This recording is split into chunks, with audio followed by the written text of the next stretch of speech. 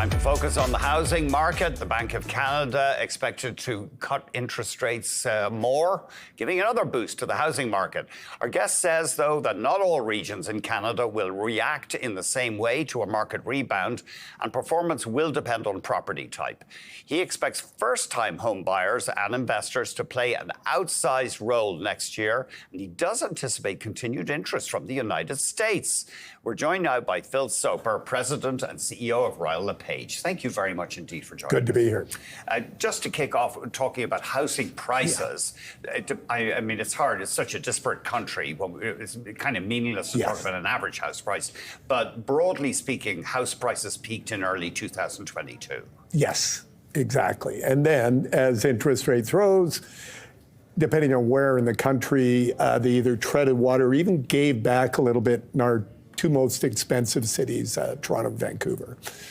But we saw sharp increases in sales volumes in October in Toronto and Vancouver, 44%, 32%. And typically you see price recovery after a bump in demand. Yeah, I think we have a couple of charts that we can, using data compiled by National Bank and Terranet. So there is the price index. So we're still, that's over 1 year, but we can see basically treading water nationally, over the past while. Yeah, okay. It's been 2+ years, about 27 months since the national number has really moved substantially up or down. Okay, and then, but you are seeing more volume, significantly more volume? Just recently. If you go back to the summer before the rate increases started rolling in Toronto, for example, we were sitting at 2008 levels.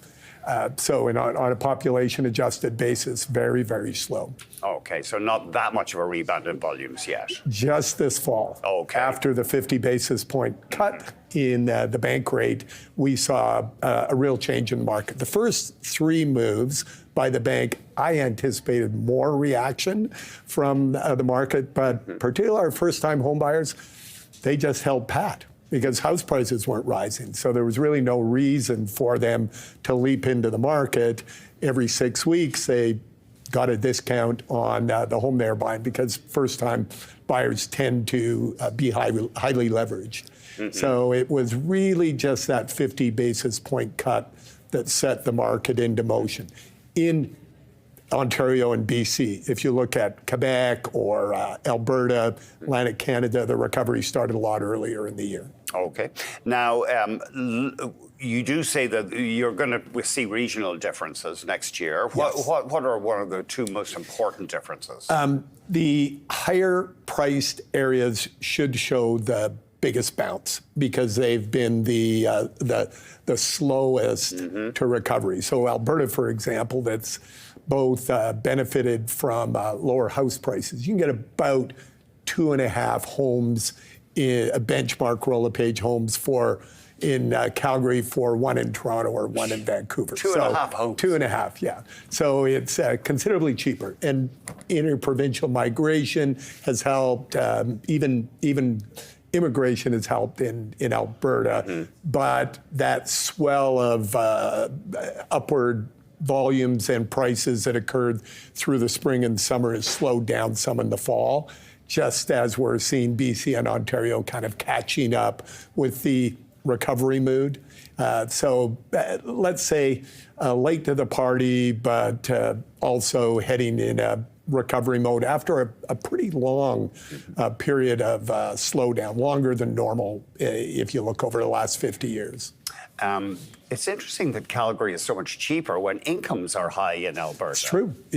Highest in Canada. If you look at on a per family basis, it's the youngest and richest province in the country with cheaper housing. You can understand why you see flows that way. But we should also say we're still seeing people moving out of lower mainland of Vancouver, Greater Vancouver, and Ontario to Atlantic Canada, as well as Alberta. So there is a flow of people out of high-priced homes into, or housing areas into lower priced areas. And they're driven by the cost of buying a home. Yeah, when you step back and look at taxes, the cost of food and energy and things, it's pretty equal across the country. There's some up and down. Alberta, like my home province, likes to talk about the Alberta advantage. But when we look at the overall cost of living, except for housing, it's not much different than in Ontario. This interests me, interest in the U.S. in Canadian property. This would be people buying second homes in Canada? Yeah, we saw a surge when Donald Trump was nominated as a Republican nominee, and then right at election time. And by the way, we've been doing this for 30 years, tracking web interest in Canadian properties after an American election. It's not a recent thing.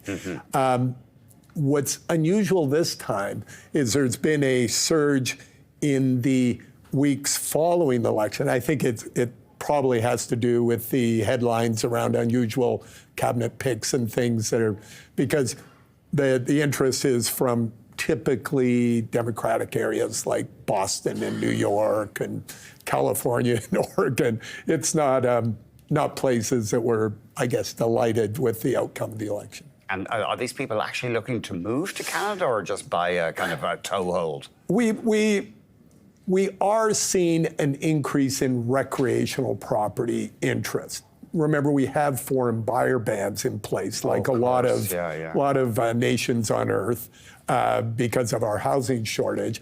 But recreational areas are exempted. So retiring baby boomers, maybe looking for a bit of a break from the craziness south of the border. We'll see if it pans out. In the past, I should say, we haven't seen a material bump in immigration after any presidential election. Phil.